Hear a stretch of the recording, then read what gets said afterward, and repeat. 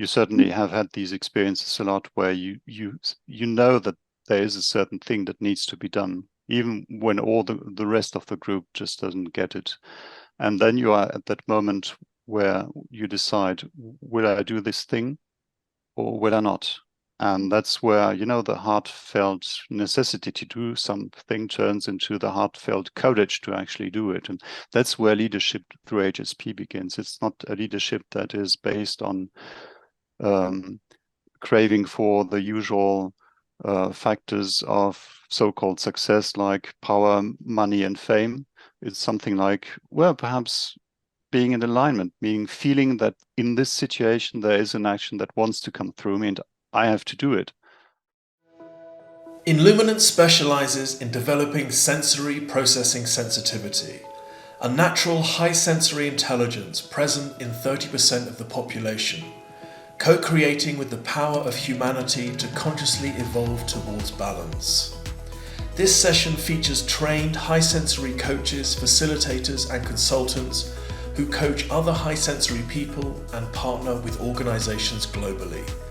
To contact them directly or to find out about our programs, please see the details in the description. Hi everybody, welcome to this week's episode. I've got Rikke, Sarah and Alex with us today. I'm Elisha May. I'm a high sensory leader coach and creative empath. I'm based in the UK near Bristol. I work with HSPs that want to explore freedom of self, connect with their inner truth and embrace living in an unconventional way by stepping away from societal expectations. I'll lead on to the topic in a minute, but I'm going to get everybody else to introduce themselves. So Sarah, would you like to introduce yourself? Hi, this is Sarah Connolly. I'm an expert in addiction, specifically alcohol, and I work with high-performing, high-functioning people who are using alcohol to calm and settle their frazzled nervous system. I'm an HSP empath and I live in Brisbane, Australia. And hi, I'm Rikke and I live in Denmark, work globally. I'm an HSP as well, and I work with people who have been in relationship with narcissists or psychopaths. And I work with leaders as well, so leadership coaching in corporate and facilitating. So my specialty is about these people who are unhealthy or toxic for us. So how to get out and how to really empower yourself to live your true nature, both in work and as a human being. Well, hello, I'm Alexander from Freiburg in Germany. I'm a coach, a systemic coach. After a career in management, I switched to working mostly, but not only, with people who are HSP and or gifted. And I propose this locally and online in German, French and English. Fantastic. Thank you everybody for introducing yourselves. So today's topic is going to be a yummy one. I know we all sort of enjoy this sort of topic, and we might touch on all sorts of aspects around this. So we're going to cover leadership with HSPs, but not just the positive side. We might dive into the dark side of HSP leadership, the difference between leadership and dictatorship, and actually what leadership means, because leadership these days can often mean different things for different people.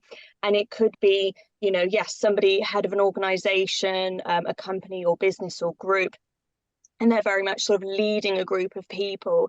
These days we're trying to get it where it's more heart-centered, more soul-conscious individuals taking those leadership roles.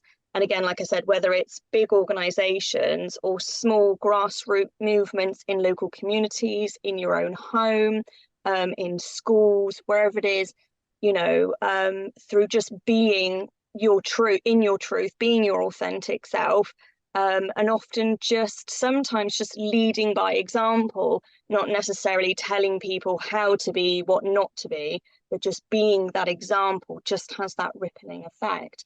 So leadership comes in many forms, let's just sort of dive in really. Why do we feel leadership needs to be these days sort of heart-centered and soul-conscious in organizations? Like what is that going to do for the world moving forward? What has anyone got to say for that? I definitely mean or believe, I'm a strong believer in being the authentic self. I've been working with sustainable leadership, authentic leadership for more than 20 years, many years before it became modern.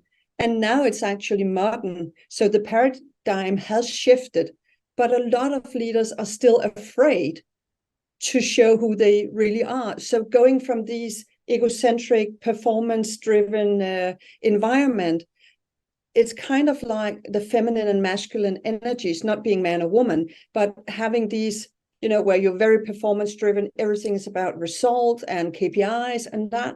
Whereas the feminine is more like allowing the process, using the intuition, and so on. So the very complex world we live in, if we are not open to see more than what's in the strategy, you will be taken by surprise, whether it's a global crisis or whether it's, leading through Corona, how should you do that if you stick to a strategy or you stick to your current KPIs?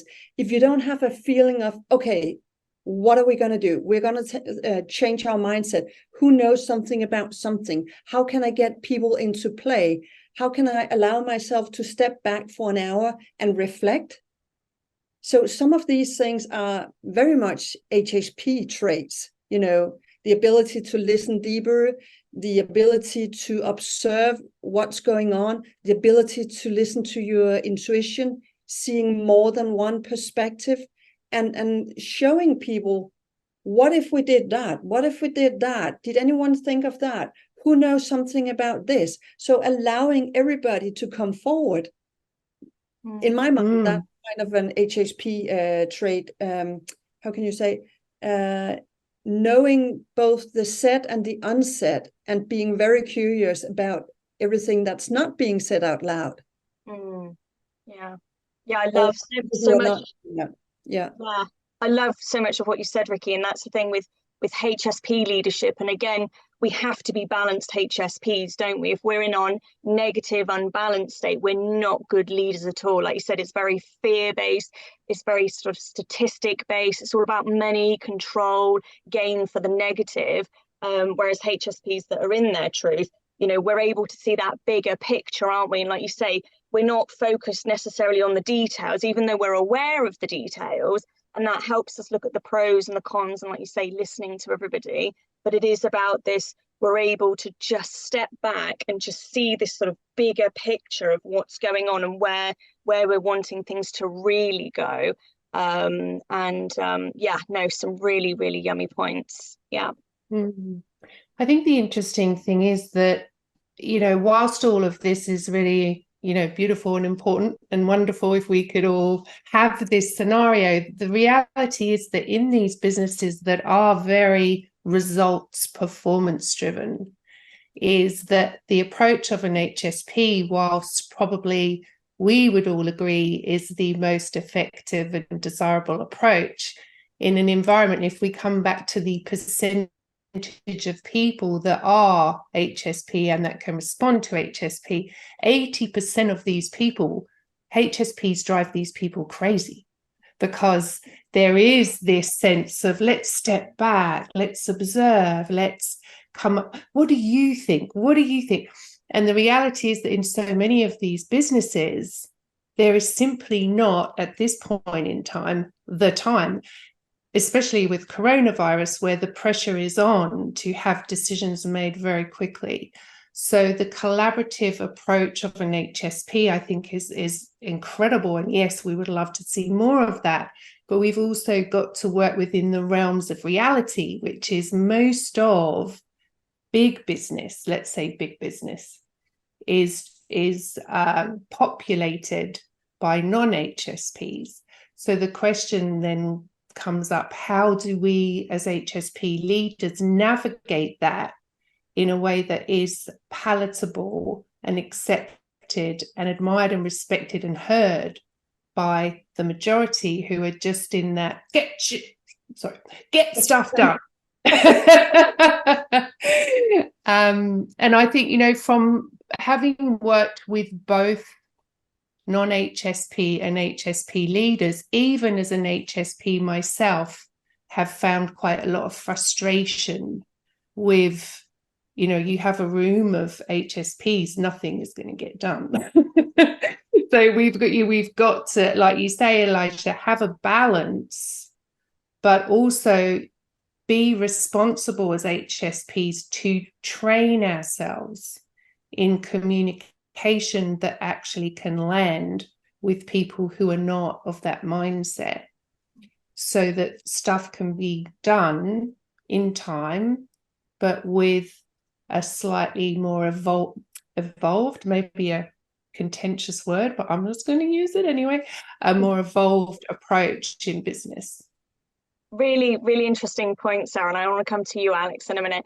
But it's funny that you're saying about this, that we want to step back and, you know, we might be likely to not get things done. But then my experience being an extroverted HSP, even though I'm an empath, I'm actually one of those that gets more shit done than a non-HSP. And I've actually been not branded, but I've been, when I was in sort of management roles, leadership roles, it was kind of, I was the black sheep because I wanted the place to be more efficient. I wanted high standards, and you know, I wanted the place to be better than it was. And some of the non-HSPs, but then they could have been HSPs in their shadow, but they really didn't like the fact that I wanted things to move quicker, to move more efficiently, for there to be more of a monetary gain in a positive way, as in exchanging that value rather than money, fear, control. So it's really, really interesting. I guess it just comes down to the HSP personality type, doesn't it? And whether they're an introverted, potentially, or an extroverted. But I know over the years, you know, people have joked with me sort of being almost kind of like dictatorial, because I'm kind of like, come on, guys, like, let's get stuff done. And I've had jobs where I've been told, can you stop being so efficient? Can you stop working so hard? Because like you're showing everybody else up. So it's a really interesting sort of scenario that, you know, they're all different scenarios, again, depending on the personality type, the workplace, and that sort of thing. So with people's experiences. But Alex, over to you. What have you got to dive in with? Well, I struggle a bit with the principle of heart-centered business and things like that, bouncing also on what Sarah said.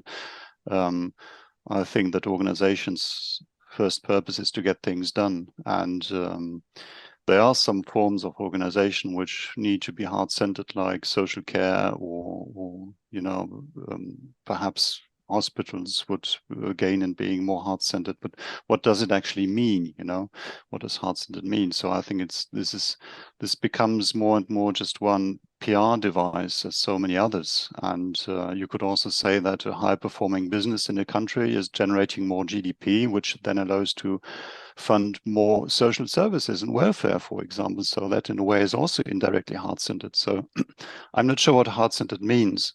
And organizations need to get things done, and they need to get things done within the strong restrictions, not only of reality, but also of competition. I mean, you could really, you know, take more time for your employees, give them good conditions, give them good wages and all, but then your prices are going up and your productivity is going down. And then after some time, you will be just wiped off the market. I guess that leads to the, sorry, I wonder if that leads to the question, you know, are HSPs suited to certain environments, you know, because I think there are a number of HSPs who don't know they're HSPs, who are struggling in these environments because they're feeling that they need to behave and respond in a certain way. I mean, I certainly see a lot of them in my work, where they've just, like many of us, you know, blindly gone down the corporate path and got to certain levels, and then, you know, got to senior management levels, but they're not given the tools or the support to equip them to cope with that environment. And so I guess that begs the question, you know, are HSPs suited to commercial, money-driven businesses? Just throwing it out there. Maybe it's both and. Because I work very often with either board of directors or leaders in corporate where they are actually very commercial, but I'm commercial as well. So even though I'm HSP, I'm an extrovert, I have a high drive, but I'm very sensitive as well. So I'm able to kind of match and understand their world and worldview, because I want the growth. I want to optimize, like Elisha said. I have this fire. Why are you're wasting time? You're running fast, but in the wrong direction. So I kind of shortly listen to them. And then I have to have the courage to say, okay, what I just heard, I'll just make a kind of a pause and reflect back to them what it actually is that they are doing. So is there another way of doing that? So telling them that I have the same eagerness of growing the business or seeing all the potential. And when I show them, I see it this way, the consequences of what you're doing is this, and that. I see another way. What if we did this, and that? And then they are curious because they can see that, okay, there could be money in that. And I tell them that this is more sustainable. So sometimes matching them and then be the one saying, okay, time out. Let's just look at it in a different way. So I don't see myself as running with them. I more see that I offer them an and or an or and another way of doing it. So how can you combine this? How can you actually utilize your employees, whether you are an HSP or non-HSP? So in the same way as not understanding the introverts, how do you bring them into the game? How do you utilize an introvert? Not by overwhelming them and putting the pusher on, okay, we'll brainstorm. So how can you not slow down your pace, but how can you match different ways? And, I think that is very important, that we maybe as an HSP who own our HSP and our gifts can do that to help them see, because it's ego game running out there, and it's tough for them as well, even though they're not necessarily HSPs, but they're stressed out. So I see that we have a really good opportunity of showing and introducing more ways to work. Yes, I think one interesting paradox about HSP is also that if we talk of HSP and leadership is about power, and HSP often are not power driven. Or power, and I think you say not power, but a lot of HSP are driven by a bigger purpose. Yeah. So that's maybe not power, but in my world, it's actually very powerful. Yeah, it's kind of a force that comes through us. That was my experience. And a lot of non-HSPs almost didn't like that. It's like, whoa, she's too efficient, she's too powerful, she's too wanting things to be bigger and better. And I was just like, what's wrong? What's wrong with these people? Sarah, did you want to dive in? I was just thinking there's a difference between being an advisor or a consultant in a business as opposed to being an HSP in the business. Yeah. And I think what you were saying, Rikke, I was listening to it thinking, as an advisor or a consultant, you have an authority to talk to these people and show them these different ways of looking at things. And I think advisors and consultants are brilliant roles for HSPs because of exactly what you've just talked about, the ability not to be in it, but to look at it, as opposed to looking through it through the filter of being in that environment. And when I think about, and I guess it's a personal experience, having been an HSP in a fast-driven advertising company and not knowing I was an HSP, with this constant sense that I was different and wrong somehow, that the way that I saw things was seen as too analytical or too this or too that, and trying to mold myself into an environment which fundamentally was not right for me. And I cannot see some industries as fundamentally being the right place for an HSP to be in. Maybe I need to qualify that by saying perhaps an introverted HSP. I don't know, but my experience was there are industries which do not align, will probably never align, and those are the industries that maybe, if they're open to it, would take a consultancy, but I do not want to be in it. Yeah, no, some really good points. And funnily enough, Sarah, you were saying when I was listening to Rikke as well, I was coming up with that thing of actually like full-time leadership probably isn't right for a HSP. Whether you're an extrovert or an introvert is irrelevant. You're still a HSP. We still need tons of downtime. And I found, through observing my own experiences and everything we're saying today, is quite often we're actually suited with that leadership role, that advisory role, as a part-time situation. Like you say, that consultancy, that advisor role, and I know Elaine Aron, that coined the whole HSP thing, she says that, we were often seen as the sort of royal advisors of scenarios. And I think you're right, Sarah. I do think, a lot of the time, I think most HSPs can do any job depending on the environment. But like you said, it depends what that business and organization are trying to achieve and obtain. And if it isn't connected to our values and our truth, no matter how we try to meet our needs or change the environment, if their why in their company or their organization doesn't align with us, it just wouldn't ever work for a HSP. So yeah.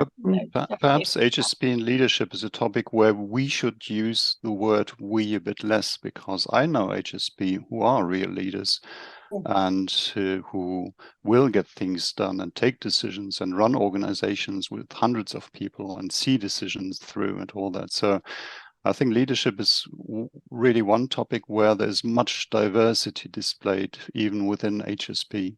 And it's not about all HSP, like we've just said, not all HSPs can be leaders. It's certain types of HSPs make really good leaders, isn't it? It's not just just employ any HSP. Well, hang on a minute. Do they want the job? Are they capable of the job? Have they got the capacity? Have they got the energy, and that drive and, capabilities to do that sort of role? So yeah, it definitely is a small minority, I would say.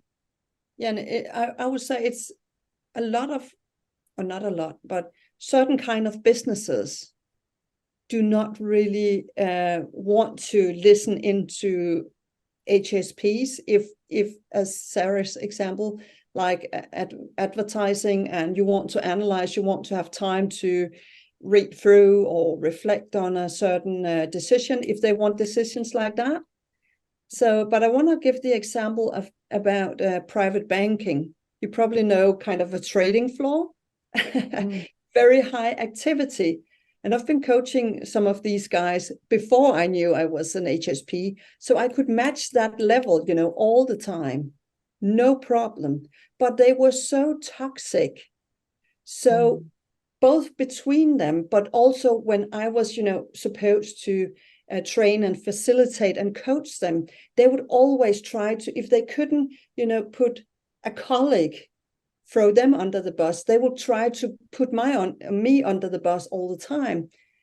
And before I could own my own HSP gifts or skills, I maybe didn't see it in the same way. So I was overwhelmed trying to fix everything instead of, just calming down and, as I can today, always just reply and, put another perspective on it. So instead of being intimidated, I could show another perspective, and I don't get affected by it because I know, okay, I feel the trigger, but it's not about me. He needs to shine here. How can I not, let him shine all over because he's the boss and he should make room for his employees? But how can I make him feel important still and acknowledging what he's actually going to say or saying, and still also offer another perspective or something? So I think,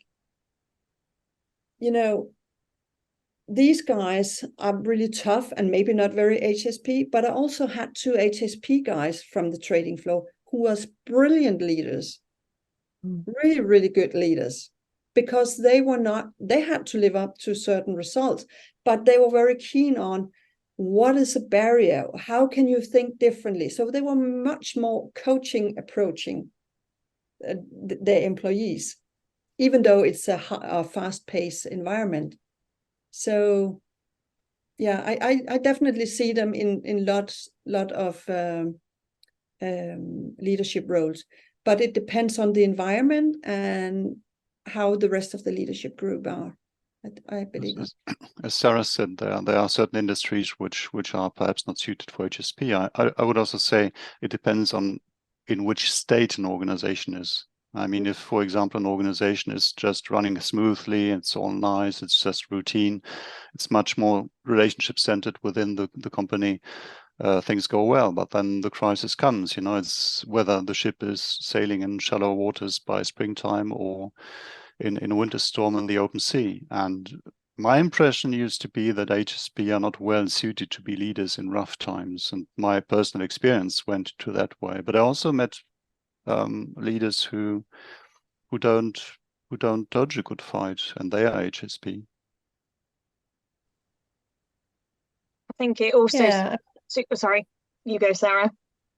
So just to your point, Alex, you're right that when an organization or company are in that sort of stormy state, are we good in that sort of scenario? But then it really depends. We've said in a conversation previously that it depends if the people are going to reciprocate our thoughts and our plans or our ideas, if they're willing to sort of listen to us and maybe act on the advice that we have in that situation, then we quite possibly, like you say, we could see them through that stormy weather. But it's whether, people are going to reciprocate with what we have to say. Yeah. Sarah? I wanted to come back to what Alex brought up before about what does it mean to be a heart-centered leader. Opinions are on that. What does it mean to be a heart-centered leader? And does one have to be an HSP to be a heart-centered leader? No, I love anyone? That. Yeah, no, I did wonder about, we all sort of take it in turn to say, right, in your opinion or in your experience, how would you describe heart-centered lead? So for me, I'll go first. For me, when I think of heart-centered, it's that sort of where you're sort of soul conscious, you're just aware of something bigger than yourself. You're just aware of something sort of, that natural flow of life is just, it's trying to do something through you. Your mind, your ego, your agenda gets put to the side, and it's just a deeper force that's wanting to work through you. So you really do have to kind of just like step back into a sort of more balanced, grounded state. And you're not reacting to the situation. You're not reacting to your emotions, but you're responding. You're really sort of taking your time to feel into what you're trying to say. You're not thinking too much. And it's about a sort of, calmer, slow response of what feels right.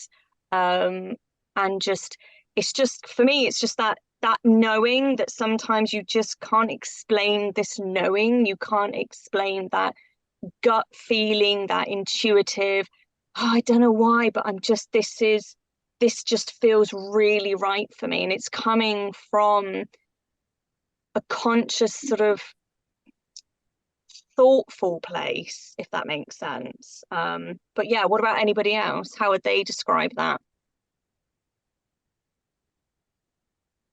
I would say that for me, it's kind of the same.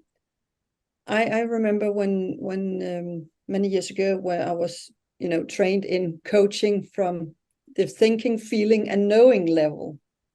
So what you're talking about for me is kind of the knowing level. So it's where it's something that's bigger than you, but you just know it. So how can we, when we or heart-based, I would like to say full body-based leadership. So you use the knowing, but you also know you use your intellect, you use your intuition, your experience, but you can somehow put aside your ego and see the bigger picture. And the thing is, it's important that we acknowledge our knowing. The trick is whether we can communicate that clearly. So putting out the arguments about, so the knowing means this and that. So you have to be able to give examples from it for other people to understand and get the perspective.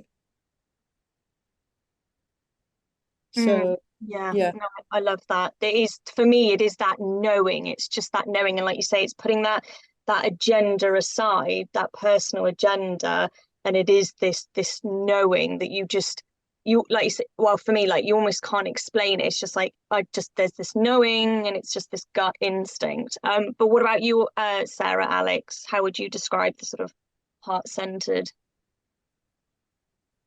I'm going to Alex because he said he has problems with heart-centered leadership. So I want to know what his ideas are about that. Just out of interest. Well, I think heart-centered leadership is something so abstract that you can easily pack it into some new PR device, but it's very difficult to actually connect with what a CEO has to think about every day and how to solve problems every day. So I think there's several hierarchies in a company, for example, or in any organization. You have the official flow diagram with the boss and the several levels of management. Then you have some more occult hierarchy with people who really have the power because perhaps they have some knowledge, or they just, through their personality, are powerful people. I think there's a third form of hierarchy, which is, where do people turn to? Whom do people turn to when things go bad, when things go wrong, and they need to just cry on somebody's shoulder in an abstract, as a metaphor. I think that's a place where HSP are very well suited to just maintain the fabric of the collective, especially through a crisis and also in the healing phase beyond. And this is a type of leadership that is often invisible. It becomes visible when these people leave the organization. Mm-hmm. Yeah, I would agree with everything you just said. And I think the heart-centered, the language is, like you say, Alex. And in actual fact, I had it at one stage on my bio, heart-centered coach.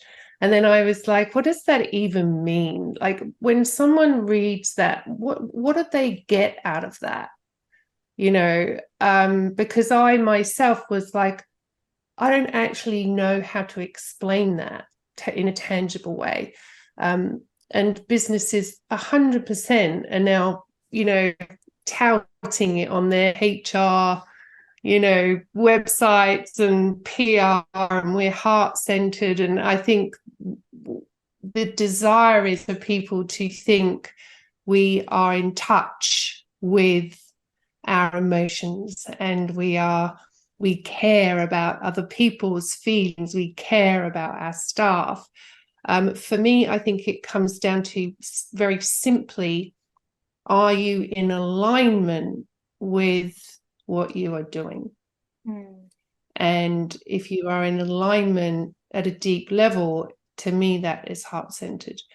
And so to be a leader that is in alignment with their values and their core beliefs, and what they put out into the world is sitting well with them at a deep level, that to me is a heart-centered leader. And it's through showing, not telling, as opposed to telling people, I'm this heart-centered person. I would rather have a leader that shows that. And I think, to your points, all of your points about not being able to really describe it, is exactly that. You don't need to describe it. You need to live it, and people will feel it and people will know. But it's another, it's like everything, once it's repeated enough, it becomes a cliche and it loses its potency and its value. So yeah, I think the PR people are very heart-centered about being heart-centered. Yeah. One device I like to use with leaders, just to bring them in touch with themselves on a very concrete and problem-solving basis, is talking about the gut feelings and encouraging them to listen more to them, because many of them are actually quite disconnected from their gut feelings. They don't have the time to go inside and look for other sources of information. So I encourage them, so they don't want to decide upon gut feelings. And I tell them, okay, so use gut feelings not as a decision maker, but use it as an advisor. Yeah, it's the same. I do. I talk about also the intuition. So what is actually intuition? Are they able to explain what intuition is for them? And when they explain what the purpose is, or the higher purpose is for them, both personally but also professionally, then you get kind of some key words and you can get them into that. Okay, so what do you feel about it? How do you feel it? Where in your body can you feel it? So finding that integrity, or helping them to be more transparent, first of all, for themselves. But sometimes one would say, especially here in the Nordic countries, when you say, oh, it's a heart-centered business, the perception for many people would be, okay, did you used to be a nurse? Or it's about sympathy more than empathy and the lifting. So sometimes heart-centered is like, oh, I really feel sorrow. I really feel in my heart, it must be tough for you. So kind of being, okay, is that going to be a very slow process?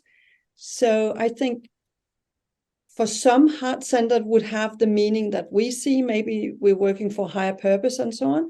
And for some, it would mean, okay, this is really deep therapy.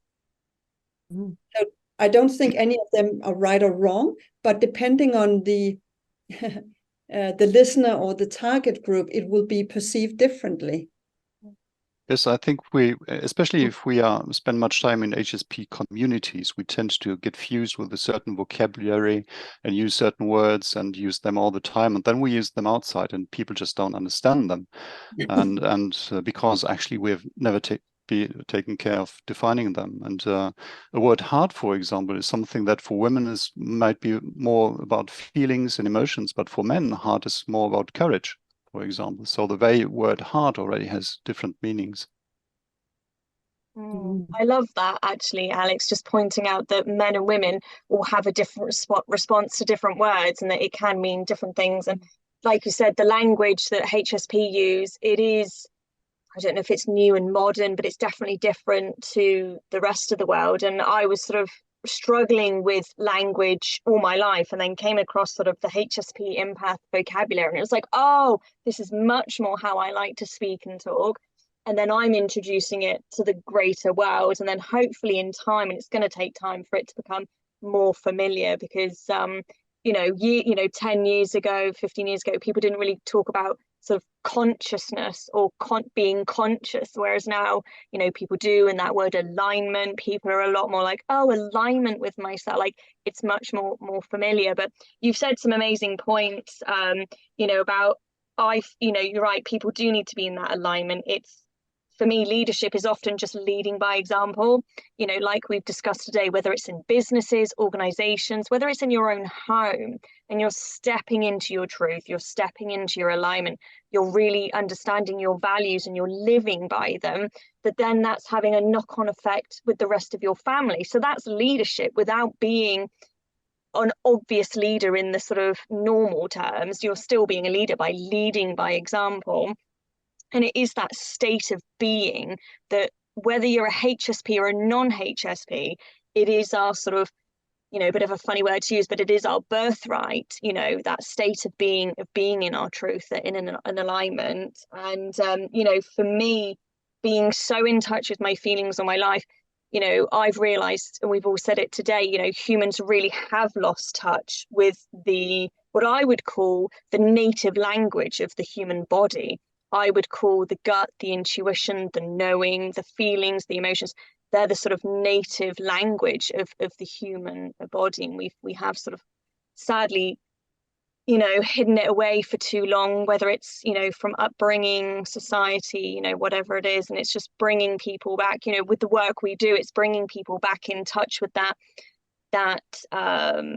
Alex said, that sort of advisor, like, fair enough, if you don't want to act and make decisions based on your gut, but it is that advisor. It's to make friends with that part of you, isn't it? And to really listen and feel into it. And it's like, okay, what is it trying to tell me?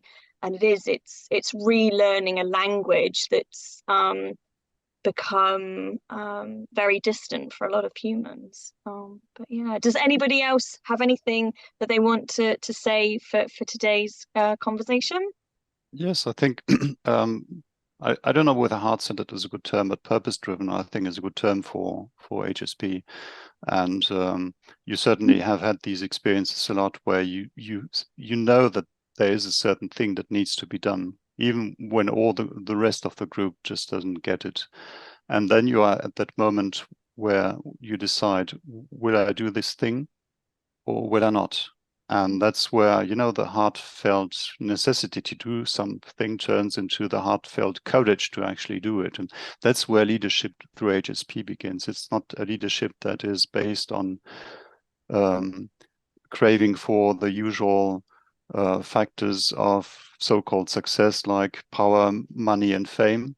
It's something like, well, perhaps being in alignment, meaning feeling that in this situation there is an action that wants to come through me and I have to do it, but it may go quite against the rest of the group. So will I do it or not? And so it actually begins with leadership over oneself. In this fast-paced business, in lots of businesses, they are very fact-oriented. So when you maybe as an HSP just have the knowing, and this is coming back to what I said earlier about how do I communicate that clearly? Because they say, okay, give me 3 facts, give me the numbers. So how do we actually convert? And that's a different talk, but how do we actually convert this? And how do we become better at matching that kind of, not that we should do the same, but how can we, be the bridge to translate it? I think this is very important, because otherwise it's kind of 2 worlds or 2 ways of seeing it, but nobody understands each other. So how do we bridge it and have a language for it? I think this is very important to be heard and to make a difference. Yeah, a great topic for another time. I love that, really love that. And Sarah, have you got any last words at all for today? I speak with agenda from my own personal experience that as an HSP, if you are in an environment where perhaps you feel out of alignment and you don't feel that you're being heard and respected, and that you're not able to step into the role that you see that you would thrive in, for the fact that perhaps you're not valued for who you are, then that can be a really, really harder place to be, HSP or otherwise, but particularly HSP, I think, where we really do want to make a difference. And if we're not making a difference, we feel it quite deeply and profoundly. And so I think there is, to Alex's point about, being self-aware enough, courageous enough, the environment for me, and that's a tough decision to make, but one that if you are going to step or want to step into the possibilities and the opportunities that you have as an HSP, the environment that you're in is crucial. And I don't see it as our job to put ourselves into stress and anxiety in order to try and change something that we may or may not be able to change. First and foremost, be heart-led, be in alignment with you before you try and change everybody else around you. Yeah, amazing. Again, that's a whole other, I can feel a topic coming from so much that you've said there, that yeah, quite often it isn't that we can ever change the environment. We actually have to take ourselves out of the environment, put ourselves in an environment that's suitable for us. And like you say, and Alex said, you know, true leadership comes from you, first and foremost. So fantastic. Well, thank you so much, everybody, for today. It's been a really yummy, interesting conversation. Thank you for all your thoughts and input, and really looking forward to next time. We'll see you soon.